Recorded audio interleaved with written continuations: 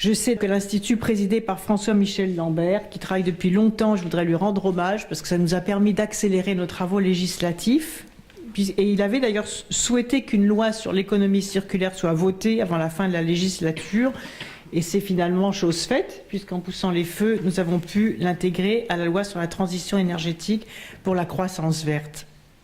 Cette loi, vous le savez, dans ce dispositif, fixe d'abord des objectifs précis contre toutes les formes de gaspillage. Réduction de 10% de nos volumes des déchets d'ici 2020, diminution de moitié à l'horizon 2025 des déchets mis en décharge, valorisation de 70% des déchets du bâtiment et de 55% des déchets non dangereux en 2020, 60% en 2025, valorisation des déchets non recyclables dans les réseaux de chaleur. Ça suppose une mobilisation de chacun. Parce que les gens qui ne connaissent pas les sujets nous disent « mais c'est petit ces pourcentages ». Et vous qui connaissez ces sujets, vous savez que c'est gros ces pourcentages. Et que ça va nous demander beaucoup d'imagination, beaucoup de volonté et beaucoup d'efforts. Et une répartition équilibrée des responsabilités, d'une part par les collectivités, d'autre part par les entreprises, et enfin par l'impulsion que peut donner l'État avec son bras armé qu'est l'ADEME.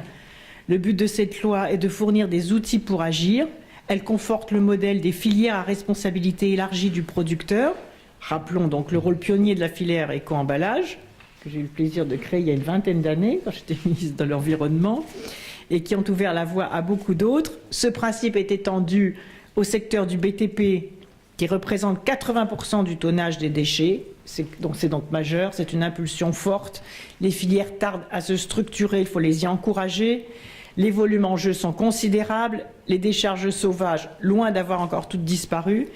Et la loi oblige à la création d'un réseau de sites de reprise de ces déchets. Alors j'entends déjà un certain nombre d'objections. On va regarder les objections, on va régler les problèmes, parce que c'est vrai qu'il y a parfois des problèmes de place auprès des distributeurs. Il faut peut-être mettre en commun, justement, partager, coopérer sur l'émergence de ce réseau de sites de reprise de déchets. Nous avons également dans ce texte donné force de loi à l'interdiction des sacs plastiques à usage unique à partir du 1er janvier 2016, sauf les sacs biosourcés ou pouvant donner lieu à un compostage domestique. Il s'agit de stimuler la fabrication française innovante de plastique biodégradable. Et j'ai eu l'occasion, lors du sommet climat de New York, de parler de cette action commune avec Jerry Brown, le gouverneur de Californie, qui vient d'ailleurs de promulguer sur ce sujet une loi pionnière dans son pays. Ce qui veut dire que nous sommes également bien en avance, mais que nous ne devons pas perdre cette avance et surtout tirer tout le bénéfice de cette nouvelle réglementation pour faire émerger des filières de fabrication d'emballages biodégradables.